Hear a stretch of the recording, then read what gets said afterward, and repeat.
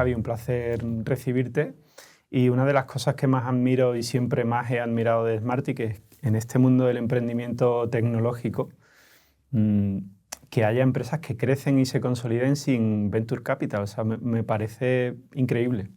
Sí, somos raros, la verdad. En el mercado, tal y como está concebido en el mundo de las startups, promovido en Estados Unidos, que es un poco el origen del emprendimiento, donde más fuerza ha tenido, pues entre la cultura americana y lo que se ha ido promoviendo desde el lado de los inversores, ¿sabes? Crecimiento, crecimiento, crecimiento, a costa de rentabilidad, ¿no? Es decir, es perfectamente válido, es más, es lo que se busca, crecer, aunque cada nuevo cliente que consigas te cueste más de lo que potencialmente te va a dejar, ¿no? Entonces, bueno, pues es cierto que somos raros en el mundo del emprendimiento. Nosotros, nuestro enfoque siempre ha sido más a rentabilidad, sostenibilidad, crecer con cabeza, ser prudentes, ir reinvirtiendo todo aquello que da beneficio para ir poco a poco y no hacer locuras, ¿no? ni tonterías.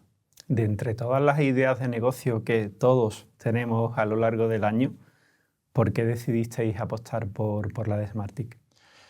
Mira, decidimos apostar por Smartick porque pues la idea surge en una fase en nuestras vidas donde el contacto con niños y con la educación era fuerte, ¿no? Yo porque tenía niños pequeños, mi socio Daniel porque tenía sobrinos, estamos rodeados de amigos todos con niños pequeños, entonces, bueno, pues estás como más sensible a temas de educación, ¿no? Entonces, por aquella época, cuando empezaba a ser conocido el informe PISA, los resultados de los niños españoles eran malos y lejos de mejorar, pues seguíamos estancados y iban a peor, ¿no?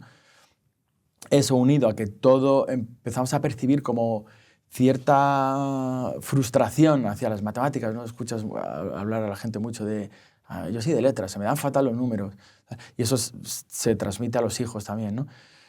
Entonces, pues tanto para Daniel como para mí era nuestra asignatura que más nos divertía en el colegio y no entendíamos, ¿no? que en tan pocos años hubiera bajado el nivel de matemáticas, no consiguiéramos mejorar y encima tuviera mala fama las matemáticas, ¿no? Eso unido a que justo en aquella época conocimos métodos que se salían de lo tradicional, se salían de la escuela reglada, como es el colegio, y eran métodos en papel a nivel mundial que funcionaban muy bien, bueno, pues vimos una oportunidad de negocio en pues complementar esa enseñanza escolar con las nuevas tecnologías, ¿no? ¿Por qué crees, y esto no afecta solo a los niños, por qué crees que en general la población le tiene tanto miedo a las mates? Las matemáticas, sobre todo en primaria, que es donde se sientan los pilares de la enseñanza matemática, no requieren de una predisposición, digamos, genética para superarlas o no. Es cierto que hay gente con muchísimo talento para las matemáticas, y eso obviamente es un talento innato, pero la gran mayoría recae en el cómo se enseñan. Es decir, si tú eres capaz de enseñar las matemáticas al ritmo al que tú eres capaz de asimilarlas, no tienes ningún problema. ¿Qué ocurre? Bueno, pues en los colegios el profesor se ve obligado a ir a un ritmo medio. Entonces, si estás en ese ritmo, bien.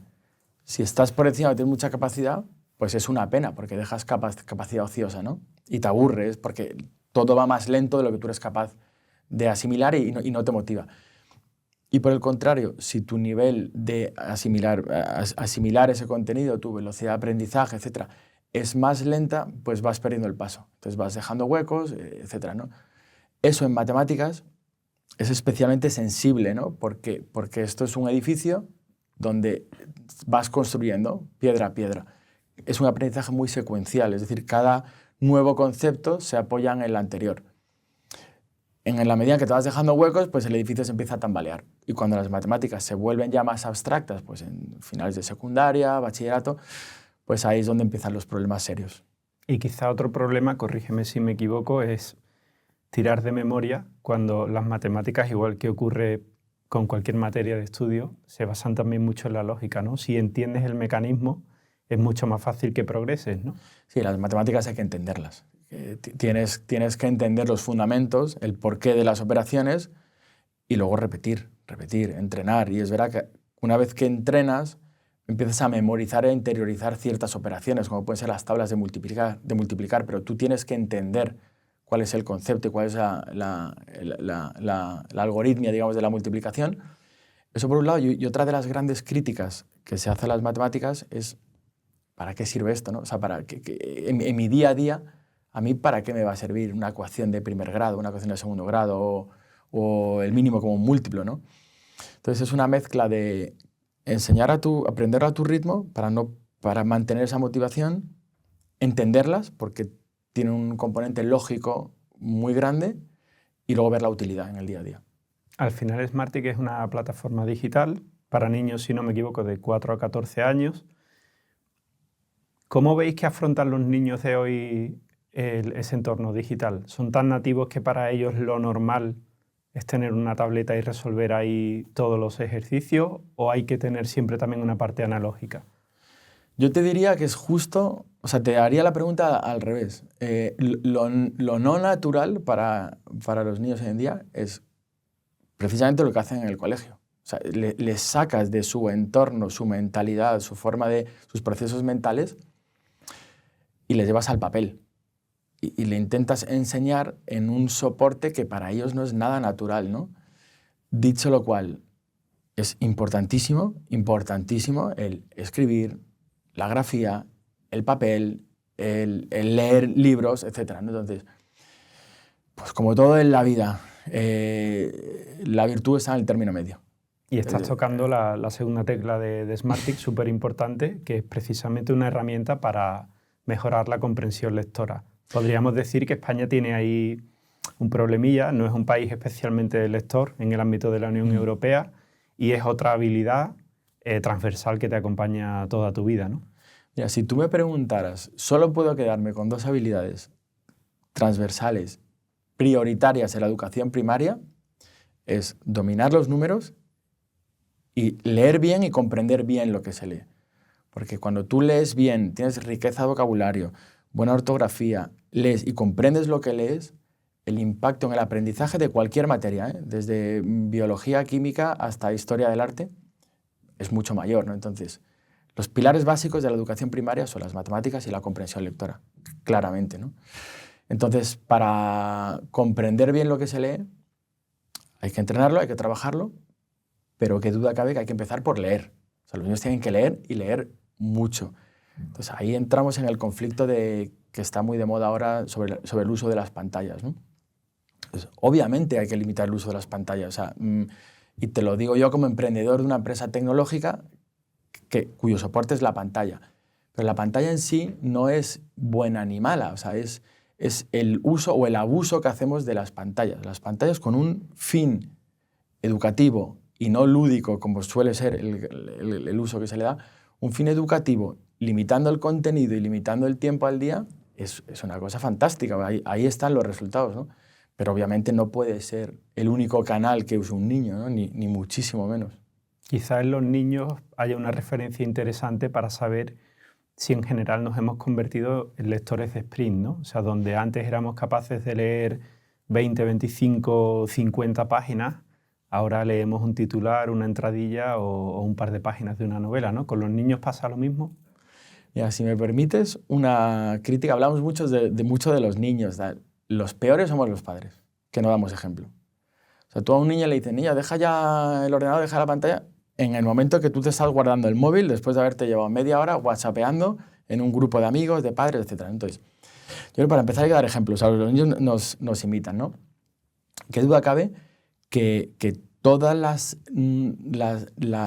redes sociales, todos estos nuevos canales, las algoritmias van muy enfocadas a que tú lo uses más, ¿no? Esa inmediatez, esos impactos, aumentar el número de impactos por minuto, ¿no? Entonces, la atención ha caído desplomada. O sea, la atención está muy mermada en adultos y en jóvenes. ¿Qué pasa? Que los jóvenes solo han tenido este proceso actual, ¿no? Entonces, pues lo que tú dices, Eso tiene muchísimas consecuencias. Una de ellas es que no se profundiza prácticamente en nada. Todo es superficial, todos son titulares. Consumes el titular, ya te das por enterado en 5, 6, 7, 8 palabras y ya no profundizas en el artículo entero o en el libro entero, etc. Entonces, bueno, pues la atención hay que educarla. Leer es una forma maravillosa de entrenar la atención, la concentración, el sumergirte en un libro y no ver un vídeo de TikTok. O sea, es como si me comparas pasar 40 minutos en TikTok o en YouTube con 40 minutos leyendo un libro. Pues las consecuencias son abismales. Es bonito el triángulo que acaba de trazar Smartick, ¿no? Porque tenéis la potencia del número en las matemáticas, lo voy a llamar lirismo de la lectura, pero ahora también tenéis una plataforma de ajedrez, ¿no? Que en cierta manera combina las dos cosas, ¿no? Combina el arte y la ciencia, ¿no? ¿Qué objetivo tiene esta aplicación del ajedrez que acabáis de estrenar? Mira, fíjate que la visión y la pasión de todo el equipo de Smartick es un poco mejorar el futuro de los niños. ¿Y cómo? Porque probablemente haya muchas vías, ¿no? ¿Cómo? A través de la educación. Entonces nosotros entendemos que hay dos pilares básicos, que es matemáticas y lectura. Un niño que domine esas dos áreas tiene el futuro garantizado cuando acceda a secundaria, ¿no? Entonces, alrededor de eso, pues dentro de ese ecosistema de educación personalizada en esas dos materias para asegurarnos que las domina, bueno, pues surgen ideas, oportunidades que contribuyen, ¿no? Hay multitud de estudios y de artículos que dicen que el ajedrez ayuda a mejorar en matemáticas, ¿no? Entonces, bueno, pues todo aquello que nosotros vemos que tiene sentido en Smartick, que la tecnología es adaptable, ¿no? Para pues ese aprendizaje personalizado poco a poco y además contribuye a ese resultado global que es mejorar su educación, pues joder, a nosotros nos encanta, nos apasiona y vamos hacia allá, ¿no? Entonces el ajedrez es una herramienta buenísima con resultados demostrados desde hace muchos años en matemáticas, en la concentración, en estrategia, esa forma lógica de pensar. En niños, por ejemplo, con déficit de atención funciona muy bien, etc. Entonces el ajedrez, digamos, tiene un encaje natural en ese ecosistema de Smartick. Y luego hay una cuarta herramienta, que no sé en qué momento está, que es la de programación o coding, ¿no? Sí, también tenemos programación. Hoy en día, al final la programación es un lenguaje. Cuanto antes lo aprendas mejor, estos niños van a tener que convivir, tener nociones básicas. ¿Se dedicarán o no el día de mañana?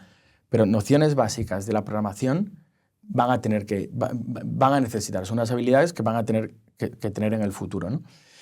Y además la programación tiene muchos beneficios, ¿no? La capacidad de descomponer un problema grande en pequeños problemas y además secuenciar qué va antes y qué va después en esas pequeñas partes para llegar a la solución final, la creatividad, etc., ¿no? Entonces, es una herramienta muy buena y muy necesaria para esta generación.